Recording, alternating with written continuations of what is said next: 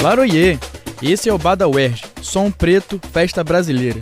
Nesse podcast você vai ouvir histórias, sons, ritmos e ambientes das escolas de samba. Nosso nome vem da expressão Badauê, que no idioma iorubá significa festa e celebração. É impossível falar de Brasil sem falar dessa manifestação cultural tão presente no nosso cotidiano. Venha saber um pouco mais sobre essa celebração no nosso podcast. Aqui, o carnaval não é só em fevereiro. Bada UERJ, Som Preto, Festa Brasileira é mais uma produção do Audiolab UERJ. Bora aquecer os tamborins? Eu sou o Guilherme Leôncio e esse é o episódio do Bada UERJ sobre escolas de samba durante a ditadura militar. E eu sou o Lucas Marlon, e é um prazer estar com vocês para falar de um tema super importante quando pensamos em carnaval. E você que ainda não ouviu os nossos episódios, é só acessar lá nas plataformas Apple Podcast, Spotify, Deezer e várias outras. Não deixe de seguir o nosso podcast nessas plataformas para receber uma notificação sempre que publicarmos um novo episódio. E como para nós, carnaval se faz nos 365 dias do ano, segue a gente no Instagram, @BadaUERJ, para estar atento a todas as novidades, mandar perguntas e sugestões para o nosso programa. Vem com a gente entender um pouco mais sobre os carnavais que aconteceram nesse período tão delicado da nossa história. Muito axé para todos, que nós já vamos entrar na avenida. Nós sabemos pelos livros de história e pelo acontecimento produzido pelos veículos de imprensa da época que a ditadura civil-militar brasileira foi um período de grande risco para artistas e pensadores políticos, inclusive dentro do samba. Para a sobrevivência da cultura carnavalesca, obras foram censuradas e concessões precisaram ser feitas. Entre as décadas de 1960 e 1970, ocorreu uma transformação significativa na forma de produzir desfiles de carnaval. Nomes como Joãozinho 30 e Fernando Pamplona trouxeram para o período renovações estéticas com novos materiais e tecnologias utilizadas nas produções. Muitos artistas formados na Escola Nacional de Belas Artes passaram a integrar as equipes de carnaval, no movimento que Pamplona chamava de Revolução Espetacular. Eram os tempos modernos das escolas de samba. Mas vamos recordar como eram as coisas anos antes de todo o cenário político brasileiro mudar tão expressivamente. A década de 50 é marcada por um breve período democrático, espremido entre duas ditaduras, a do Estado Novo e a ditadura civil-militar.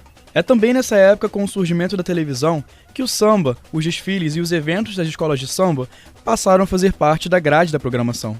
No início, o acesso à TV era restrito às classes médias. Consequentemente, é aqui que o samba começa mais ainda a ter prestígio de outros segmentos da sociedade.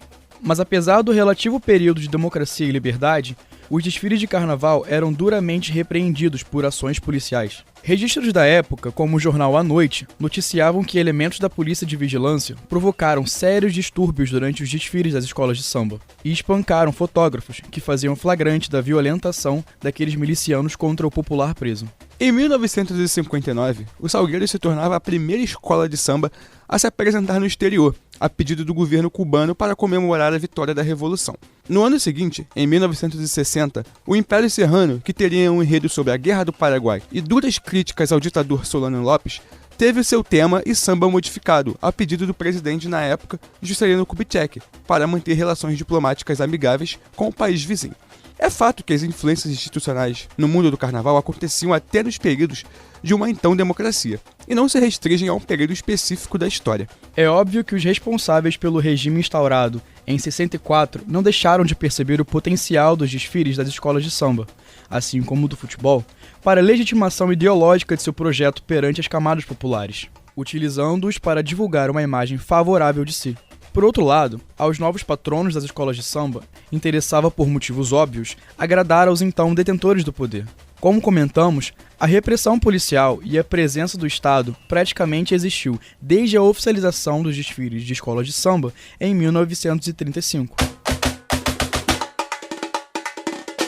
Enfim, entrando no período que queremos abordar, a ditadura civil-militar, que foi de 1964 até 85, é concomitante a um período em que as escolas de samba, enquanto agremiações, já eram consolidadas e os desfiles de samba uma importante marca cultural. Os anos iniciais do período ditatorial são marcados por perseguições e combate intenso à subversão, à esquerda e ao comunismo em todos os segmentos sociais possíveis. Essa repressão atinge o auge institucionalizado com o Ato Institucional 5, no mandato de Costa e Silva, em 68. No interesse nacional, poderá decretar a intervenção nos estados e municípios sem as limitações previstas na Constituição. Excluem-se de qualquer apreciação judicial todos os atos praticados de acordo com esse ato institucional. Fica decretado o recesso do Congresso Nacional a partir desta data. Tudo aquilo que poderia representar uma ameaça e uma fragilidade à ordem e à tentativa de projeto político-ideológico vigente era severamente reprimido. E é claro que o samba, como potencial instrumento de circulação de ideias, não escapou. Os principais alvos dos militares nas escolas de samba eram membros dirigentes, compositores e carnavalescos enquanto lideranças, que poderiam representar a influência contrária e estar ligados a movimentos partidários. Uma das maneiras de tentar impedir as festas populares era a normatização. Através de regras burocráticas estabelecidas por autoridades, o governo tentava aprovar, controlar e fiscalizar qualquer tipo de apetrecho relacionado ao carnaval, desde o desfile de blocos até adereços e fantasias. Na dissertação de mestrado, As Escolas de Samba sob Vigilância e Censura na Ditadura Militar, Memórias e Esquecimentos, de Tamara Paola, por uma base de levantamento de arquivos do Arquivo Público do Rio de Janeiro e do Arquivo Nacional, aponta que existia uma série de documentos produzidos pelos órgãos de vigilância da ditadura sobre as escolas e seus membros. Eram fichas, dossiês e prontuários, alguns classificados como sigilosos ou confidenciais, sobre dados pessoais, posição política e antecedentes criminais. A própria movimentação administrativa das escolas, especialmente em período de eleição, era acompanhada pelos militares.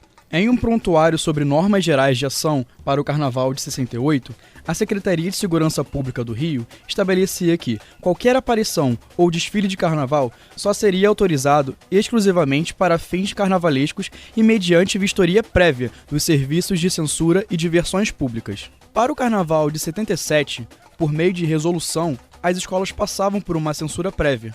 O enredo, samba e letra eram enviados ao DOPS, Departamento de Ordem Política e Social, 6 meses antes das apresentações. Sem a liberação da censura, as escolas não estavam autorizadas a desfilar.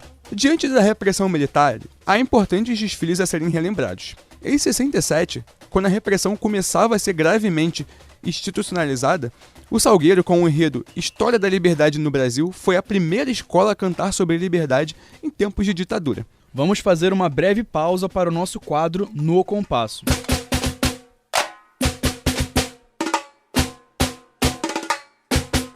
Nosso quadro No Compasso traz sempre um som que nos ajuda a compreender o tema do episódio. Em 69, 2 meses após a instauração do AI-5, o Império Serrano entrou na avenida com os Heróis da Liberdade. O samba de Silas de Oliveira e Mânio Décio da Viola, considerado um dos maiores já escrito, por imposição do DOPS, precisou ter parte da letra de Revolução alterada para Evolução.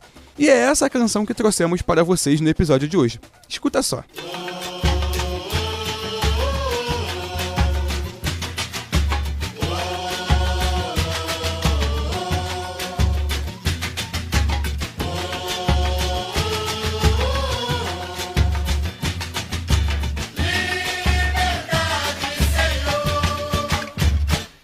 Passava a noite, vinha dia, o sangue do negro corria dia a dia. De lamento em lamento, de agonia em agonia, ele pedia o fim da tirania. Vai, Vila Rica, do lado da vida, da opressão. A fiel maçonaria, com sabedoria, deu sua decisão, laraia, com flores e alegria, veio a abolição, a independência, floreando seu brasão. Ao longe, soldados e tambores, alunos e professores, acompanhados de clarins, cantavam assim.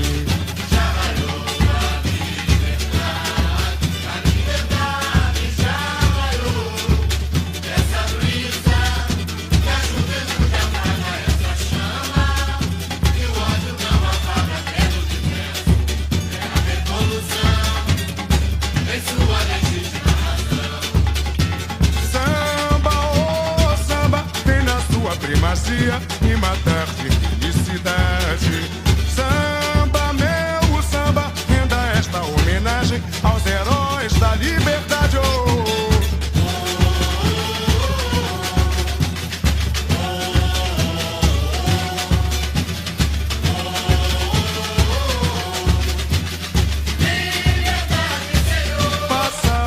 Em 1974, a Vila Isabel desenvolveu o enredo Aruanã-Açu, sobre os indígenas carajás e críticas ao progresso desenfreado na região amazônica.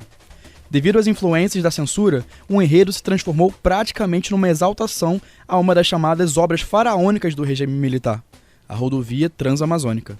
Um dos sambas concorrentes, o de Martinho da Vila, chegou a ser excluído. Posteriormente, no mesmo ano de 1974, Martinho lançou a mesma música, dessa vez intitulada Tribo dos Carajás, em seu álbum homônimo. Era claro que, para o governo, não era de interesse despertar a consciência social para memórias que faziam alusão à liberdade e ao movimento negro, algo que as escolas já adotavam em seu carnaval. Por outro lado, qualquer segmento de reprodução cultural e artística era um possível instrumento de propaganda favorável ao governo. Foi assim com o futebol, por exemplo, e com o samba não foi diferente. Fazia parte da lógica a exaltação das riquezas nacionais e dos projetos em desenvolvimento de maneira ufanista, a fim de consolidar positivamente a imagem do regime Brasil afora. O mercado fonográfico teve um boom de produção e consumo durante os anos 70.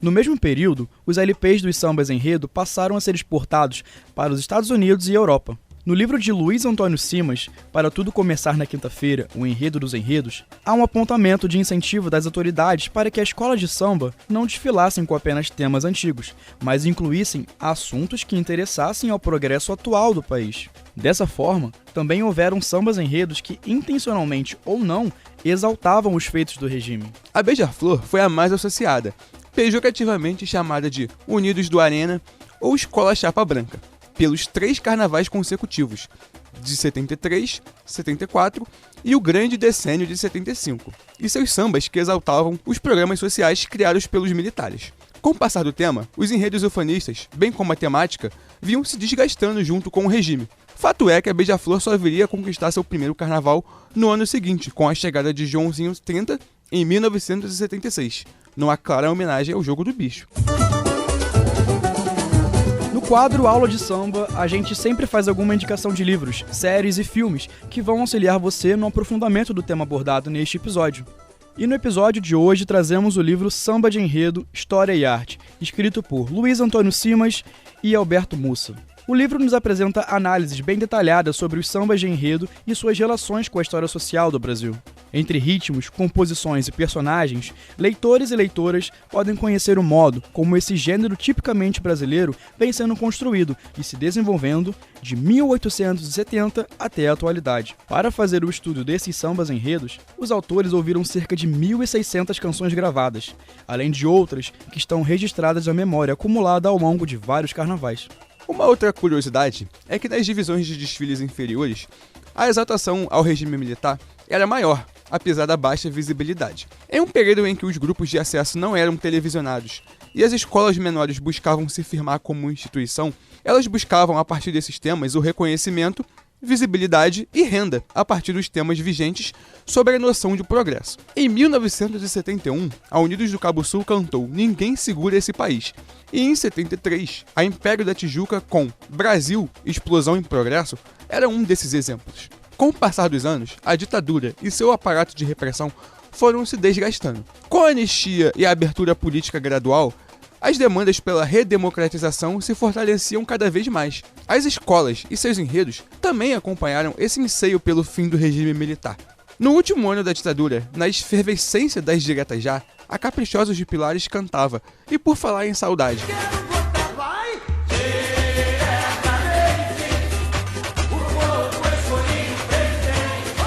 No ano seguinte, em 86, o Império Serrano com Eu Quero celebrava o fim do regime e pedia desenvolvimento e conquistas sociais no seu samba. Me dá o que